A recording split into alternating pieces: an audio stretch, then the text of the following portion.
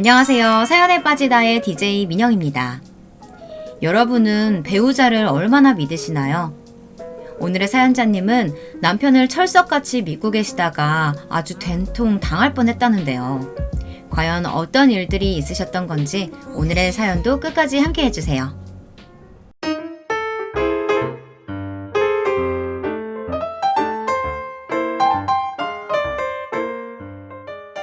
안녕하세요. 저는 이제 결혼한 지 5년 차에 접어든 40대 여자입니다. 제가 벌써 결혼한 지 5년이 넘었다는 게 믿겨지지가 않네요. 결혼 생활이라는 게 참 생각보다 쉽지 않더군요. 지난 5년간 시간이 어떻게 가는지 모를 정도로 정신없이 가버렸어요. 뭐가 그렇게 바빴냐고요? 사실 저도 잘 모르겠습니다. 매일 일만 하고 시집살이를 하다 보니 저 혼자만의 시간을 가져본 게 언젠지도 모를 정도로 쏜살같이 지나갔어요. 지금 와 생각해보면 제 결혼 생활은 불행하기만 했던 것 같아요. 어쩌면 진작 알았으면서도 지난 5년간 꾹꾹 누르며 살았는지도 모르겠습니다. 순진하게 남편 말만 고지고대로 믿고 있었거든요. 옛말에 참으면 병이 된다더니 정말 그 말이 딱 맞았습니다. 주변 사람들에게 이야기해봤자 제 얼굴에 침 뱉기이니 어디다 말도 못하고 끙끙대다가 너무 답답해서 사연까지 보내게 됐네요. 저는 대학교 때 동기와 결혼을 했습니다. 사실 남편과는 동기이긴 하지만 대학 때는 전혀 친하지 않았어요. 졸업한 지도 한참 지나서 사회에서 다시 만나게 된 이후 가까워졌죠. 서로 너무 신기했던 게 제가 다니던 회사 앞에서 우연히 만났어요. 저희 회사에 카드 홍보를 나왔던 남편을 보고 제가 바로 알아봤어요. 저는 고객으로, 남편은 은행원으로 만난 거죠. 저는 대학을 졸업하고 사회인이 되어서 우연히 만났다는 사실에 약간 취했던 것 같아요. 우연히 마치 운명처럼 느껴진 거죠. 저희는 회사 근처에서 자주 만났습니다. 오랜만에 만났다는 신기함과 대학 때와는 사뭇 달라진 모습에 이끌려서 어느새 연애를 하고 있었어요. 남편은 그때까지 만난 어떤 남자보다 제게 잘해줬어요. 거기에 홀딱 넘어가서 결혼까지 하고 말았죠. 연애할 때는 정말 몰랐습니다. 남편이 이렇게 음흉하고 두 얼굴의 남자인 줄은 말이죠. 항상 겉으로는 우리 가족을 위한 일이라면서 은근슬쩍 제게는 희생을 강요해놓고 본인은 하고 싶은 대로 다 하고 있더라고요. 남편은 저와는 달리 철저하게 계산적인 사람이었어요. 반면 저는 누군가를 좋아하면 다 퍼주는 성격이에요. 연애할 때도 생각해보면 데이트 비용 같은 것도 제가 많이 내기는 했어요. 제 자랑 같기는 하지만 제가 남편보다 연봉이 훨씬 더 높거든요. 그리고 제가 다니는 회사가 외국계 기업에다가 일도 많아서 저 때문에 데이트도 자주 하지 못하다 보니 미안한 마음에 제가 많이 밥도 사고 여행비도 부담하고 그랬거든요. 그럴 때마다 남편이 저를 추켜 세워줬어요. 와, 우리 자기 덕분에 나 비행기 처음 타봐. 능력자 여자친구 만난 덕분에 이런 호감까지 해보고 너무 좋다. 남편은 30이 넘을 때까지 어떤 인생을 살아왔는지 그 나이 먹을 때까지 해외여행은커녕 제주도도 한 번 못 가봤대요. 사실 대학 때는 몰랐는데 남편네 집안이 경제적으로 좀 힘들어서 30이 넘을 때까지 시부모님에게 월급을 다 드렸대요. 아버지가 사업을 하셔서 어릴 때는 집안 사정이 꽤 괜찮았는데 아버지가 노름에 빠지고 나서부터 집안이 풍비박산 났어. 집도 없어지고 빚쟁이들이 매일같이 찾아오고. 몰랐었는데 남편은 고등학교 때부터 아르바이트를 쉬지 않았다고 하네요. 그러고 보니 대학 때도 남편은 항상 바빴어요. 친구들과 어울리기보단 항상 아르바이트가 있다며 수업이 끝나는 대로 사라졌거든요. 지금이야 시부모님 사정을 뻔히 알고 있으니 그럴 수 있었겠다 싶지만 연애할 때는 그런 모습이 좀 안쓰러웠어요.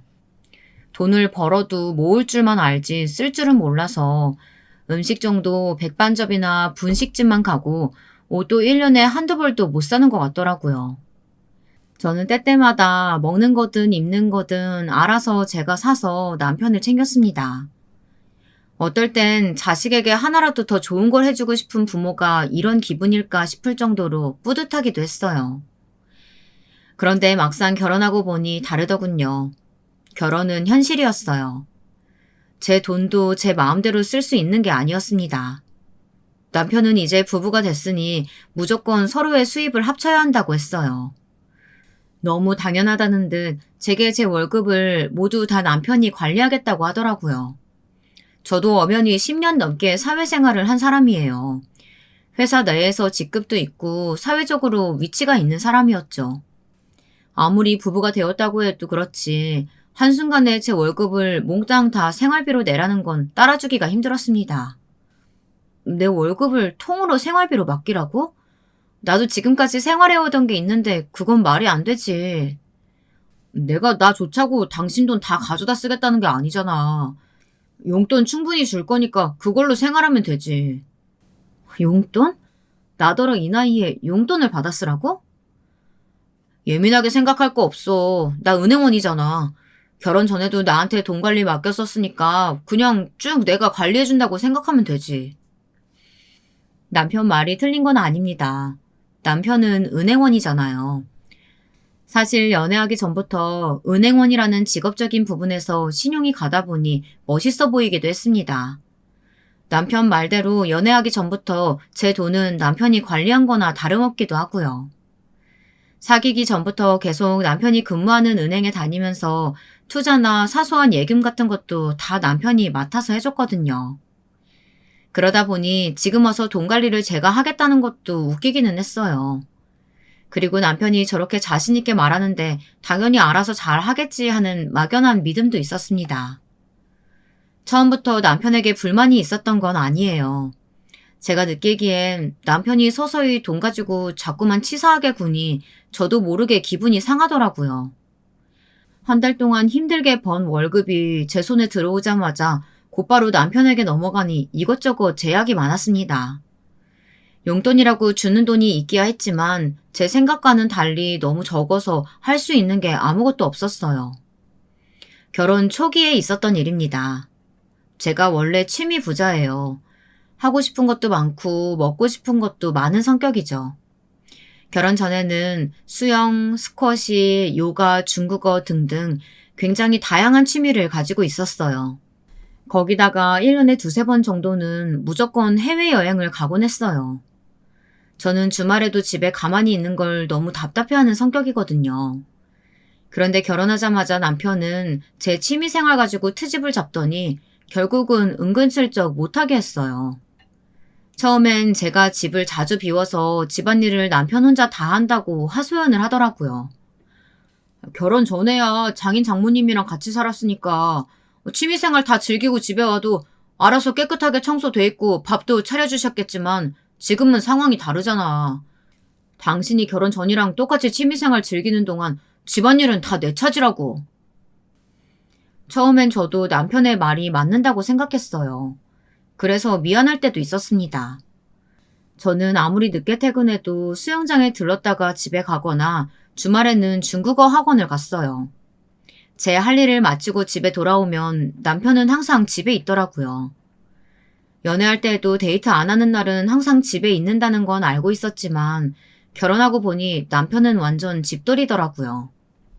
퇴근하면 칼같이 집에 들어왔어요. 상대적으로 저는 늦게 들어오니 집안일은 저보다 남편이 많이 하기는 했죠. 알았어. 내가 생각이 짧았어. 나도 취미생활 좀 줄이고 집안일에도 충실하게 할게. 근데 당신은 일하는 거 말고 하고 싶은 거 없어? 운동이나 공부 같은 거. 둘이 같이 하면 좋잖아. 여보, 우리는 이제 가족이야. 남편 아내로서 가정을 이루고 오랫동안 행복하게 살려면 지출을 계획적으로 해야지. 먹고 싶은 거 다 먹고 하고 싶은 거 다 하면서 어떻게 내 집 마련을 해. 이제 보니 집안일이 문제가 아니라 제가 취미생활에 돈 쓰는 게 아까워서 그런 거였더라고요. 듣다 보니 저도 좀 서운하더군요. 부부라는 게 좋은 집에서 잘 먹고 잘 사는 것도 당연히 중요하지만 어쨌든 부부 사이가 사이좋게 유지돼야 그것도 가능한 거잖아요. 그런데 남편은 막상 결혼하고 나니 저와의 관계보다 너무 돈에만 신경 쓰는 것 같았어요. 빚을 내서 무리해서 하자는 것도 아니고 버는 돈에서 조금만 내가 하고 싶은 일에 투자하겠다는 건데 꼭 그렇게 선생님처럼 굴어야겠어? 그리고 아기라도 생기면 이제 취미생활 같은 건 할 시간도 없을 텐데 그전에라도 좀 놀아야지. 그런 안일한 사고방식이 문제라는 거야. 일하는 것도 바빠 죽겠는데 취미생활 즐길 시간이 어딨어. 쓸데없는 곳에 쓰는 지출까지 아껴봐. 훨씬 더 빨리 집 사지. 제가 보기엔 남편은 항상 누군가에게 쫓기는 사람 같았어요. 사실 남편이 자꾸만 집 핑계를 대는 것도 저는 싫었습니다. 결혼할 때 집을 충분히 살 수 있었는데 굳이 전세로 하겠다고 한 건 남편이었어요. 남편이 은행원이다 보니 대출을 받아도 이자가 저렴하거든요. 그래서 저는 대출을 받더라도 집을 매매할 생각이었어요. 제가 가진 돈에 조금만 대출받으면 작은 평수 아파트 정도는 충분히 살 수 있을 것 같아서요. 그런데도 남편은 자꾸만 아이가 생길 때까지는 전세로 살자고 하더라고요. 저는 아직 결혼도 안 했는데 낳을지 말지도 모르는 아이 이야기를 하며 굳이 왜 집 사는 걸 미루는 건지 이해가 되질 않았죠. 저는 그런 남편이 너무 답답해서 결혼 전 시부모님께 인사를 갔을 때 제가 먼저 어른들 앞에서 이야기를 해버렸어요. 제가 가진 돈이 좀 있으니 거기다가 남편 은행에서 대출을 좀 받아 집을 매매하겠다고요. 저는 당연히 시부모님이 제 편을 들어주실 줄 알았어요. 자식이 집을 산다는데 무조건 좋아하실 줄 알았죠. 그런데 아니었습니다. 시어머니가 노발대발하셨어요. 아무리 남자보다 모아놓은 돈이 좀 많다고 해도 그렇지. 어떻게 남편 이름으로 대출받으라는 말을 그렇게 쉽게 하니? 그것도 남편이 은행원인데. 직장이 은행이니까 그럴 수 있는 거죠. 그러라고 은행원들한테 이자도 싸게 해주는 건데요. 저는 시어머니가 이해가 되지 않았습니다. 대출받아서 남편이 혼자 다 갚으라는 것도 아니고 부부가 함께 살면서 갚아나가겠다는 건데 왜 그러시는 건지 이해가 되질 않았죠. 그런데 그날 시댁에서 나오면서 남편이 한다는 말이 더 웃겼어요. 제 앞에서 어머니 편을 들면서 시어머니께서 다른 건 몰라도 집 구할 때 절대 여자한테 손 발리는 거 아니라고 하셨다네요. 남자네 집에 돈이 없으면 없는 대로 거기에 맞추는 거라고요. 사실 솔직하게 말해서 저는 이래서 가난이 대물림 되는 거구나 라는 생각까지 들었어요.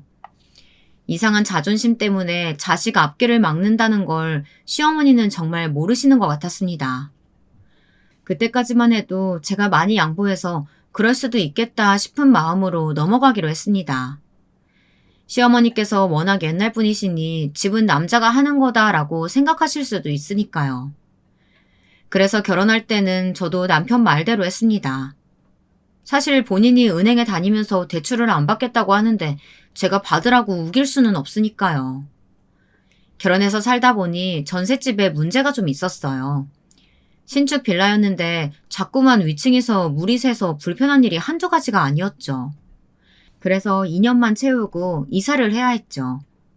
그런데 남편은 또 전세를 알아보고 있더라고요. 저는 결혼하고 처음으로 남편에게 강하게 말했어요. 이번엔 전세 말고 매매로 가자고요. 저는 당연히 그래야 한다고 생각했습니다. 결혼할 때야 대출 받아야 하는 상황이었지만 지금은 아니었거든요. 상황이 2년 전과 분명히 달랐습니다. 지난 2년 동안 남편 월급이야 거기서 거기였겠지만 저는 달랐어요. 제가 승진했거든요. 그래서 인센티브가 거의 매달 두둑하게 들어왔습니다. 저는 그 돈을 고스란히 남편에게 다 줬어요. 매일 집집 노래를 부르는 남편을 위해서요. 저는 결혼하고 나서는 정말 다른 사람으로 살았다고 해도 과언이 아니에요. 남편이 싫어하는 취미생활은 일절 끊고 남편이 주는 용돈만으로 알뜰하게 살았거든요. 가끔 결혼 전에 자유가 그립기도 했지만 이제는 남편과 부부가 되었으니 함께 같은 미래를 꿈꾸며 살아야 한다고 믿었어요.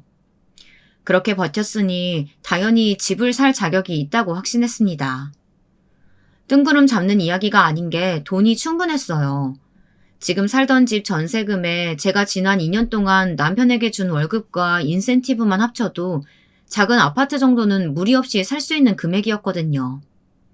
저는 무조건 아파트를 사고 싶었습니다.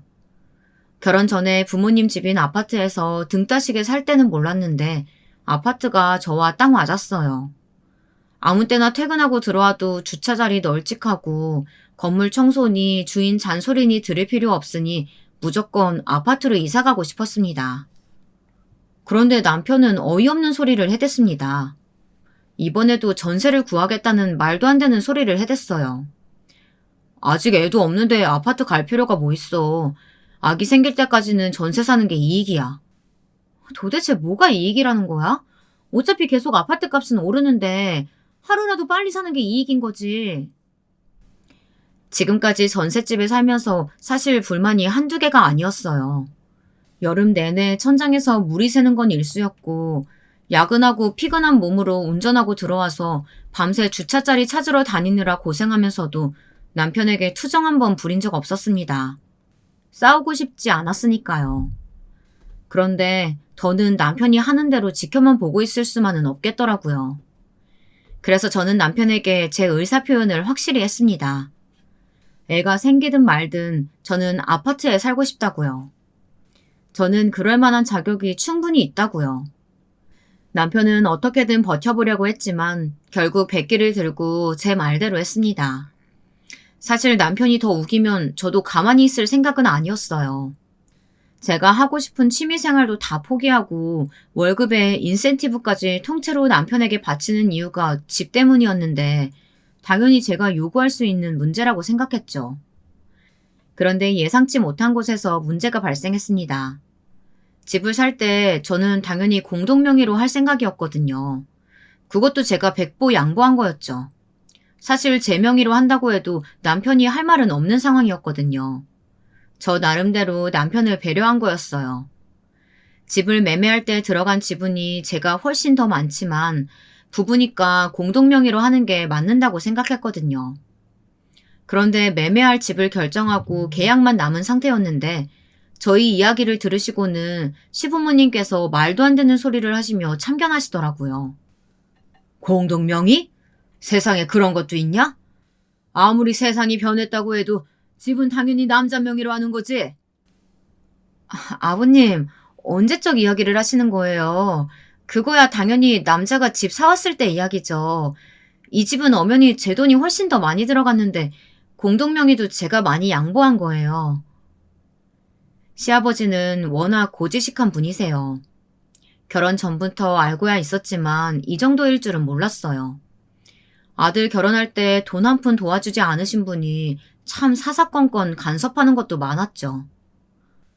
어머 얘 말하는 것 좀 봐.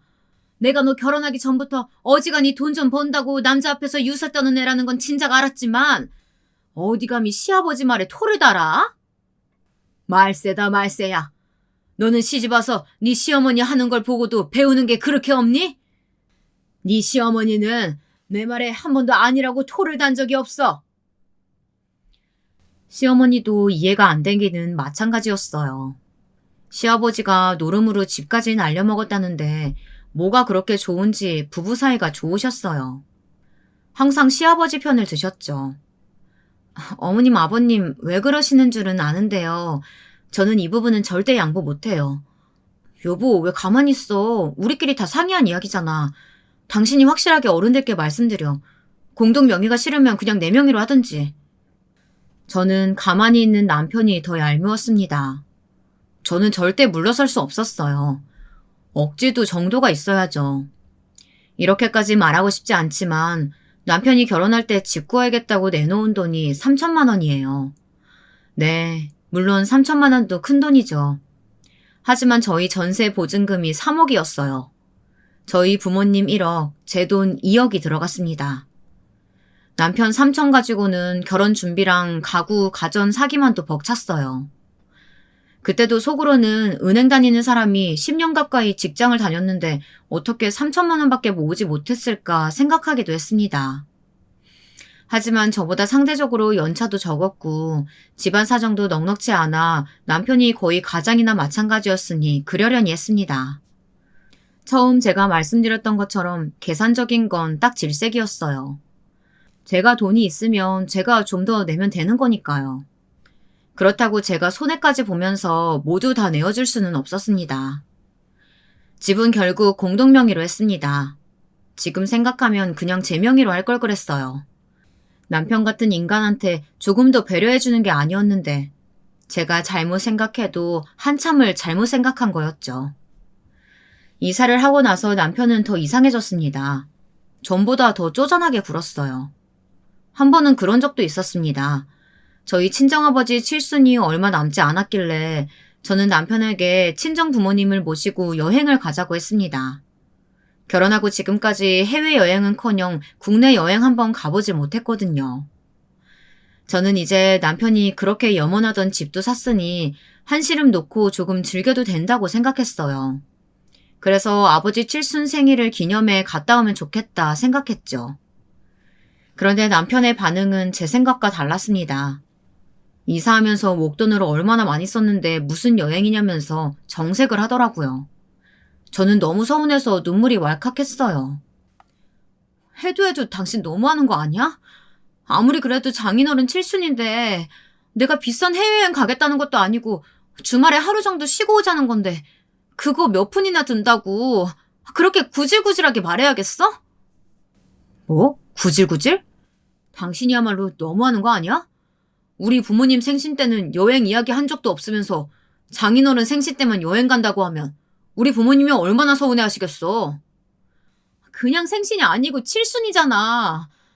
우리 아버지 칠순 때 여행 다녀오면 시아버지 칠순 때도 여행 가면 되잖아. 왜 그런 걸 가지고 비교하고 그래? 우리가 무슨 재벌이야? 양가 부모님 칠순 때마다 여기저기 길바닥에다 돈 쓰면서 여행 다니게? 살아온 환경이 너무 다르다 보니 사고방식 자체가 달랐습니다. 어른들 칠순에 여행을 가는 게 재벌들이나 하는 건가요? 저는 기가 막혀서 웃음이 다 나오더라고요. 남편이 이렇게까지 상식이 통하지 않는 사람인지 정말 몰랐어요. 그런데 얼마 뒤 더 어이없는 일이 있었습니다. 친정아버지께서 당신 칠순을 맞아 해외로 여행을 가자고 먼저 이야기하셨어요. 여행 비용도 아버지가 다 내주시겠다고요. 저는 너무 죄송해서 할 말이 없었습니다. 그런데 철딱선이 없는 남편은 자기가 한 소리는 벌써 다 잊었는지 아주 좋아 죽더라고요. 남들은 부모님 칠순이면 잔치도 하고 여행도 보내드리고 한다는데 제가 어쩌다 이런 불효자식이 됐는지 모르겠어요. 저희 부모님도 티는 내지 않으셨지만 자식이라고는 저 하나인데 말은 안 하셔도 분명히 서운해하실 것 같았어요. 저는 남편에게 호텔이랑 비행기 표까지는 다 아버지께서 해주셨으니까 여행 가서 쓰는 경비라도 우리가 하자고 이야기했어요. 사실 그런 건 제가 말하기 전에 남편이 다 알아서 해야 하는 거 아닌가 싶기도 했지만 기대해서 뭐 하겠어요. 돈이라면 아주 벌벌 떠는 인간인데요. 그런데 그 와중에 이 정신 나간 인간이 헛소리를 하더군요. 장인어른이 우리보다 돈이 훨씬 더 많으신데 우리가 뭐하러 내? 장인어른이 사주시면 감사합니다. 잘 먹겠습니다. 하면 되지. 당신 도대체 왜 그래? 원래 이렇게 양심이라고는 없는 사람이었어? 나 도저히 안 되겠어. 내 월급 다시 다 내놔. 그냥 내가 관리할게. 그제야 정신 차린 저는 남편에게 소리를 질렀습니다. 제 돈 다 내놓으라고요. 생각하면 생각할수록 억울했어요. 지금까지 남편 말만 듣고 토 한 번 달지 않으면서 남편이 달라는 대로 다 줘버린 제가 바보 같았어요. 제가 지금까지 열심히 일해서 돈 버는 이유는 행복하게 살기 위해서인데 이건 잘못돼도 한참 잘못됐다고 생각했습니다. 남편은 제가 그렇게 나올 줄은 몰랐는지 무지 당황하더라고요. 아, 여보, 내가 당연히 농담한 거지. 설마 내가 그렇게 개념 없는 짓을 하겠어? 여행까지 장인어른이 보내주시는데 내가 돈 한 푼 안 쓸 리가 없잖아. 여행 가서는 당연히 우리가 다 내야지. 장인어른 칠순이신데. 남편은 지금까지 큰 소리를 치다가 갑자기 꼬리를 내리는 게 뭔가 수상했지만 그때는 그러려니 하고 넘어갔어요. 지도에 앙심이라는 게 있으니 말해놓고도 아차했다 싶어서 수습하는 거라고 생각했거든요. 그런데 제가 제 남편을 너무 과대평가했더군요. 남편을 믿는 게 아니었습니다. 친정 부모님과 여행을 가서도 남편은 구제불능이었어요. 여행 가서 따로 드는 비용은 다 알아서 낸다더니 아주 잔머리를 굴리는 게 제 눈에는 다 보이더라고요. 부모님과 쇼핑만 가면 화장실에 간다고 사라져서는 나타나지 않기 일쑤였고, 식당에 가서도 계산할 때만 되면 전화가 왔다면서 핸드폰을 들고 나갔어요. 얼마나 얄미운지 정말 꼴도 보기 싫더라고요. 어쩜 마흔도 넘은 어른이 저렇게 뻔히 눈에 보이는 짓을 할 수 있을까요? 제 남편이지만 세상 저런 모질이가 없었습니다. 저는 제가 알아서 다 계산했어요. 무슨 돈으로 했냐고요? 저도 얼마 전부터 딴 주머니를 차기 시작했거든요. 사실 제가 번 돈이니 엄연히 딴 주머니가 아니긴 하죠. 회사에서 들어오는 인센티브는 매달 금액이 달라요. 어느 달은 안 들어오기도 하고요. 그래서 얼마 전 들어온 제 인센티브는 제가 따로 챙겼어요. 친정아버지 칠순이라는데 돈 없다고 여행은 무슨 여행이라고 하는데 아주 정남이가 뚝 떨어지더라고요.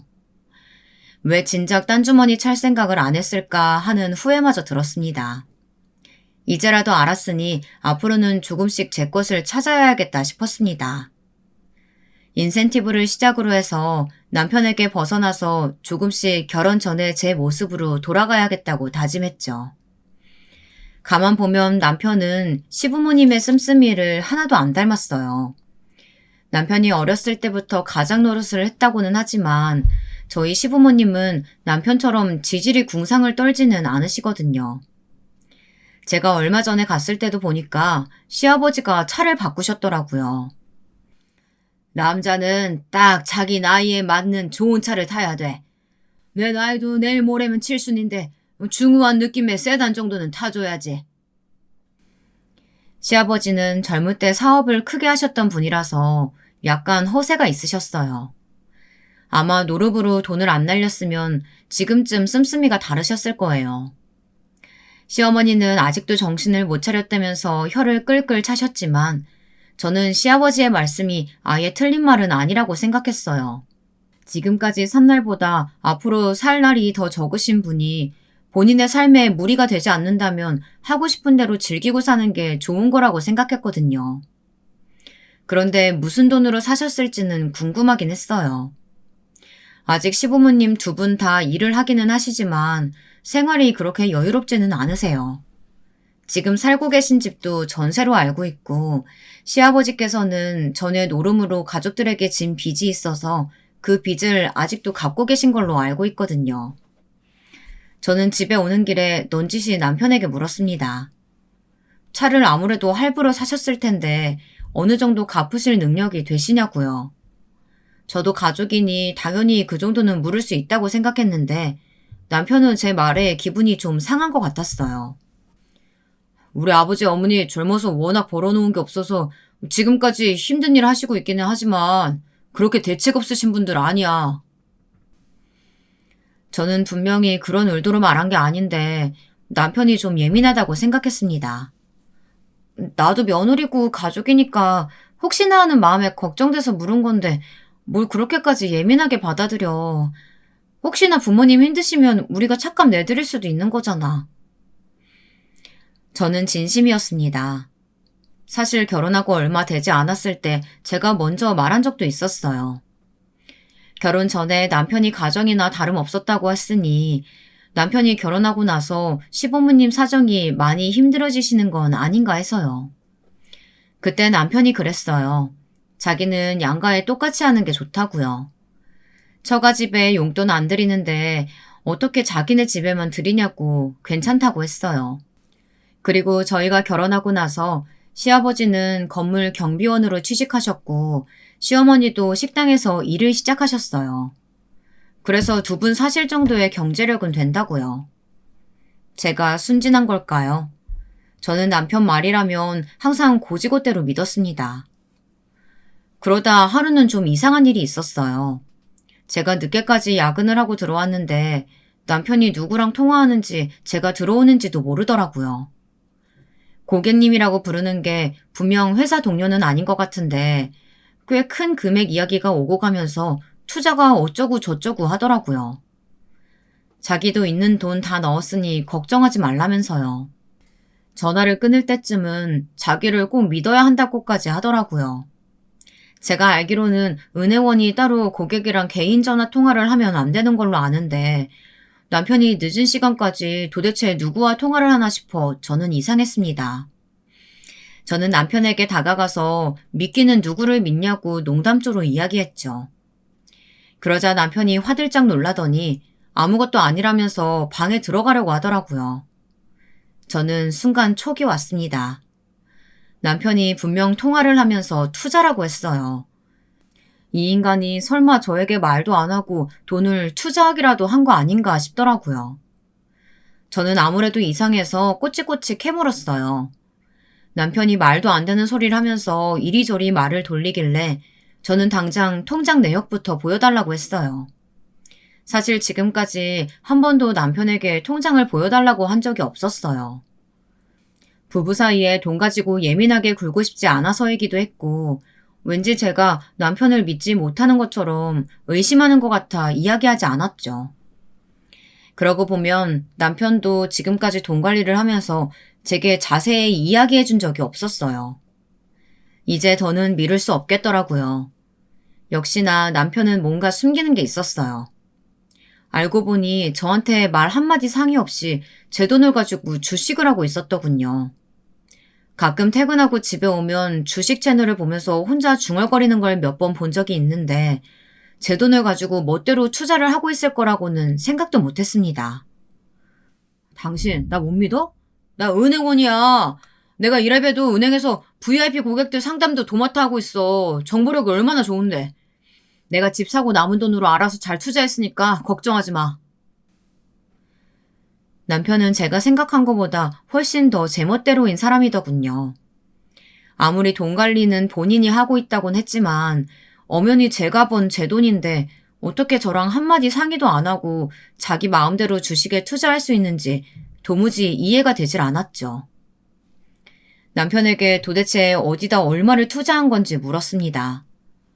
저는 주식의 주자도 모르지만 그래도 제 돈이 안전하게 잘 관리되고 있는 건지는 확인을 해야 됐으니까요. 남편은 분명 전 같았으면 제 앞에서 정색하면서 알아서 할 테니 신경 쓰지 말라고 했을 거예요. 그런데 제가 제 돈을 다 내놓으라고 엄포를 놓은 게 아무래도 신경 쓰였는지 웬일로 제 핸드폰을 꺼내서 증권 어플을 보여주더라고요. 내가 나중에 서프라이즈로 알려주려고 했는데 이거 봐, 엄청 오르고 있잖아. 당신은 봐도 잘 모르겠지만 이게 진짜 아는 사람들만 아는 고급 정보를 투자한 종목이라니까. 그러니까 당신은 걱정 말고 굿이나 보다가 떡이나 먹으면 돼. 이때까지만 해도 주식이 오르긴 많이 올랐는지 남편은 아주 자신만만했습니다. 하지만 저는 불안했어요. 제가 주식에 대해 잘 몰라서 그런지는 몰라도 핸드폰만 두드리고 앉아서 돈을 번다는 게 사실 믿음이 가질 않았거든요. 제가 그런 말을 할 때마다 남편은 오히려 제게 답답한 소리 한다면서 투덜거리면서 요즘 같은 고물가 시대에 누가 직장만 다니면서 먹고 사냐고 무조건 투자를 해야 한다고 하더라고요. 나한테 상의도 안 하고 마음대로 벌린 일이니까 당신이 다 책임져. 나중에 내 돈 조금이라도 손해보면 당신이 다 보상해. 알았어? 남편은 아주 손가락까지 걸고 약속하더군요.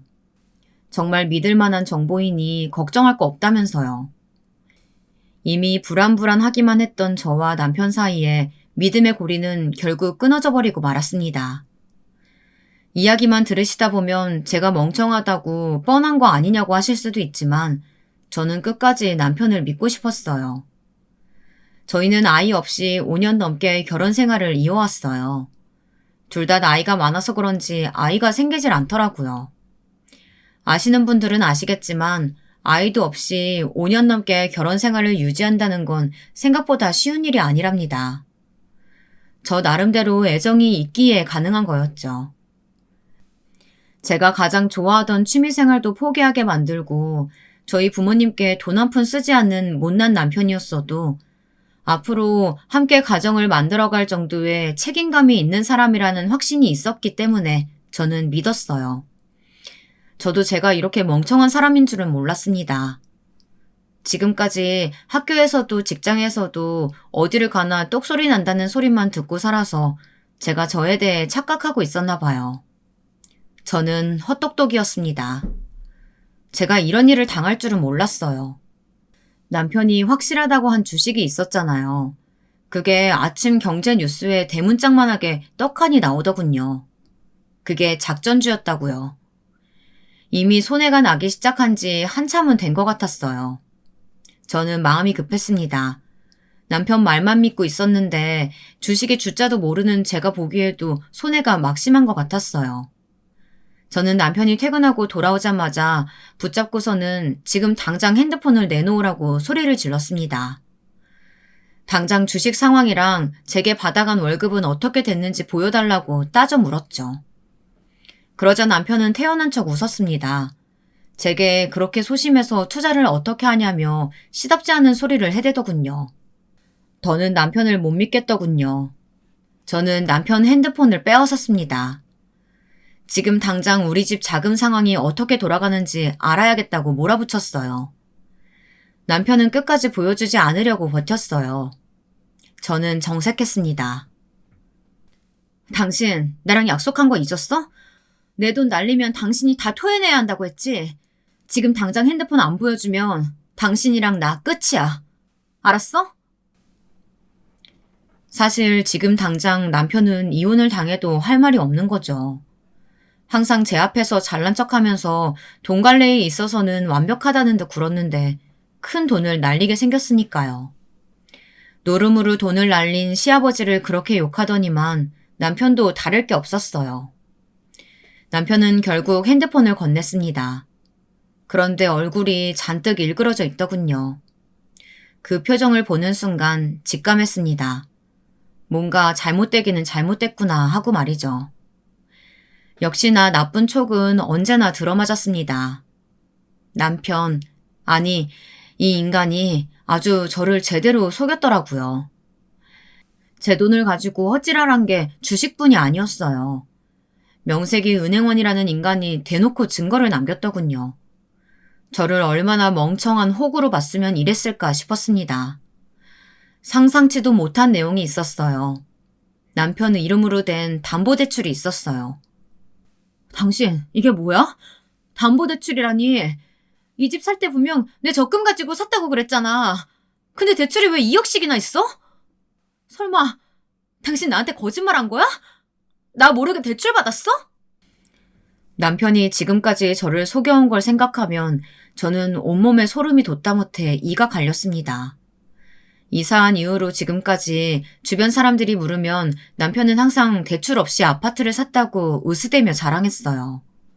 물론 그럴 때마다 저도 뿌듯했고요.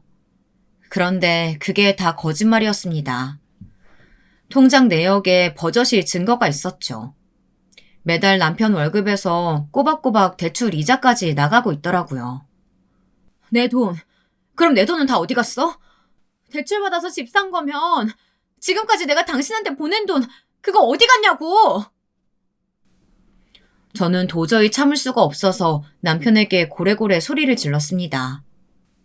그러자 남편은 이미 다 들켰으니 이제 될 대로 되라는 건지 아예 변명조차 하질 않더군요.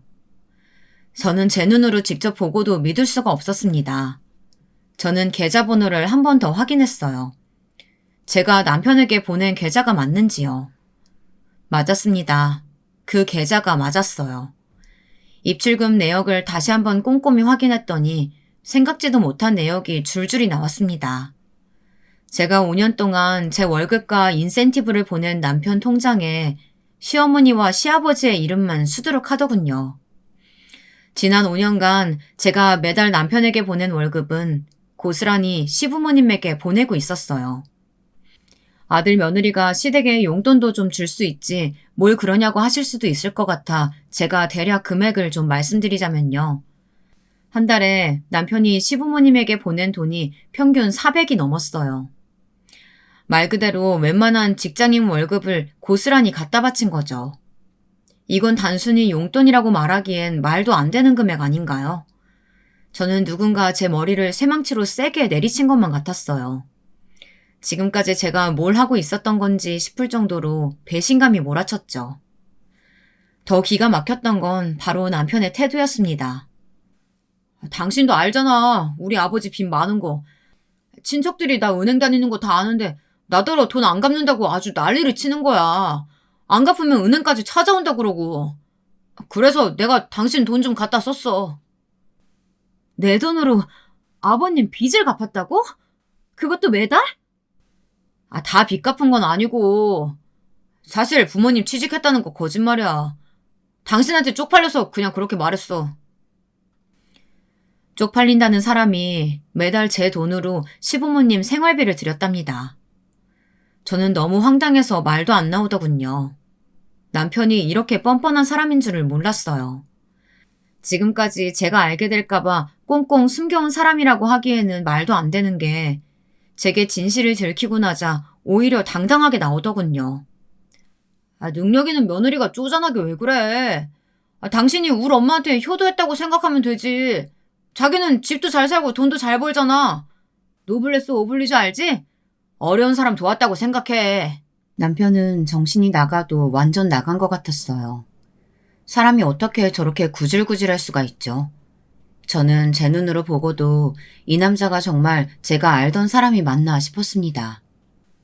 당신 지금 그걸 말이라고 해? 나한테는 용돈이라고 한 달에 50만 원 주면서 아무것도 못하게 해놓고는 뭐? 한 달에 400만 원씩 내 돈을 훔쳐다가 멋대로 써놓고 효도? 너 지금 제정신이니? 저는 너무 화가 나서 손이고 발이고 덜덜 떨렸습니다. 지금까지 남편이 제 앞에서 떨었던 위선과 가식이 떠오르면서 자리에 서 있기도 힘들더라고요. 이 배신감과 처절한 기분을 어떻게 보상받아야 할지 모르겠더군요. 저는 오로지 한 가지 생각뿐이었습니다. 남편에게 똑같이 대갚음해주고 싶었습니다. 얼마 뒤 저는 만만의 준비를 해서 시댁으로 쳐들어갔어요.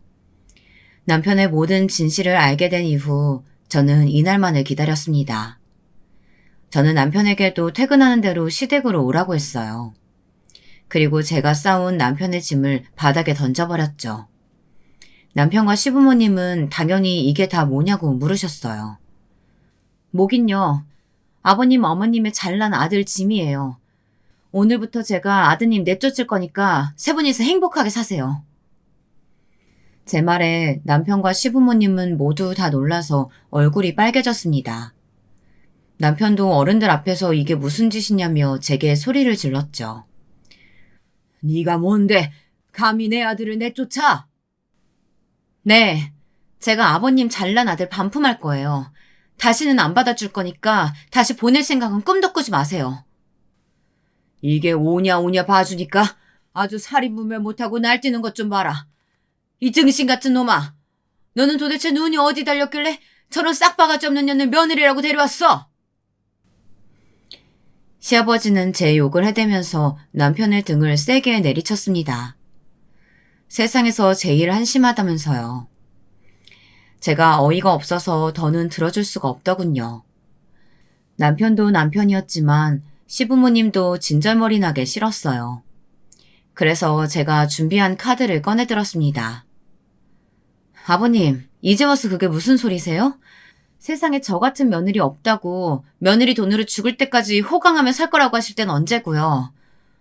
뭐야? 그게 무슨 개소리야? 내가 언제 그런 소리를 했다고? 난 너같이 드센년은 며느리로 인정한 적 없다. 저는 그럴 줄 알았습니다. 독하디 독한 시아버지가 쉽게 인정할 리가 없었죠. 그래서 제가 준비한 게 있었어요. 저는 제 핸드폰으로 전송해놓은 녹음 파일을 틀었습니다. 남편과 시아버지의 통화 내용이었어요. 아버지, 이번에 진짜 못 도와드려요. 진아가 얼마 전부터 모아놓은 돈 얼마나 되는지 통장 보여달라고 했다니까요. 저도 진짜 힘들어 죽겠어요. 돈 좀 잘 번다고 집안일이고 뭐고 다 저한테 시키는데 저 요즘 진짜 식모살이 한다고요. 그러니까 저도 집에서 어깨 좀 펴고 살게 제발 돈 좀 아껴 쓰세요. 이 멍청한 놈이 복인 줄도 모르고 어디서 투덜거려? 네 마누라 없었으면 네가 그런 이름 있는 아파트에 살아보기나 했겠어? 네가 잘해야 네 마누라가 딴 맘 안 먹고 지금처럼 열심히 돈 벌어올 거 아니야.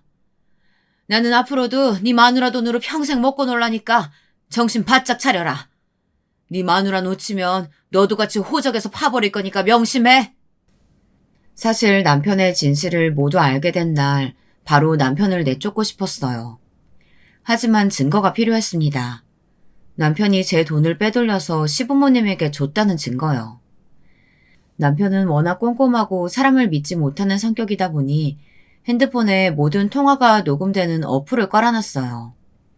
그래서 남편이 잘 때 몰래 시아버지나 시어머니와 통화한 내용만 찾아서 모두 제 핸드폰으로 전송해뒀습니다. 하나하나 듣다 보니 기가 차다 못해 말문이 막히더군요. 남편 통장 내역을 볼 필요도 없었어요. 통화마다 아버지에게 얼마를 보냈네, 어머니 계좌로 얼마를 보냈네 하며 아주 상세하게 이야기한 통화 내용이 다 나오더라고요. 저는 며칠 동안 한숨도 못 잤습니다. 제가 지금까지 이 거지 같은 집구석에 이용당한 것만 생각하면 아주 천불이 올라서요. 제가 들려준 통화 내용에 시부모님은 당황하며 어쩔 줄 몰라 했어요. 남편도 마찬가지였고요. 저는 아버님이 저를 이렇게까지 아끼는지 몰랐지 뭐예요. 제 앞에서는 돈 번다고 유세 떨지 말라고 그러시더니만 뒤로는 제 돈으로 아주 편하게 사셨더라고요. 아니, 며느리도 가족인데 그럼 네 돈이 내 돈이고 내 돈이 네 돈이고 그런 거지. 뭘 그런 걸 가지고 서운하게 선을 긋고 그래. 아버님 말씀대로 저는 더는 등신 같은 아들분하고 못 살아요. 이혼할 테니까 당장 제 돈 다 내놓으세요. 얘가 지금 뭐라는 거야? 너 도대체 어디서 배워먹은 말버릇이야? 며느리 돈 좀 시부모가 갖다 썼다고 어른들 앞에서 이혼이니 이딴 말을 들먹여? 저 인간이 누굴 닮아서 저렇게 멍청한가 했더니만 다 어머님을 닮아서 그런 거였네요. 제 허락도 없이 제 돈 도둑질해놓고 어디서 큰 소리예요? 더 이야기하고 싶지 않으니까 제 돈 다 토해내요. 안 그러면 등신 같은 아들 그나마 다니던 직장까지 잘릴 테니까요. 당신 말이면 단 줄 알아? 네가 무슨 수로 날 잘라? 네가 돈 좀 벌었다고 아주 천지분간을 못하나 본데 나 이래봬도 은행에서 대출 실적 원탑인 거 몰라서 그래? 여기저기 지점에서 아주 못 데려가서 난리라고 내가. 역시 넌 참 머리가 나빠. 내가 조금 전에 녹음 파일 들려준 거 잊었니? 내가 너랑 어머님 아버님 녹음 파일만 가지고 있을 것 같아? 네가 VIP 고객들한테 따로 연락해서 정보 빼돌리고 대출 실적 올린 증거 내가 다 가지고 있어, 이 등신아.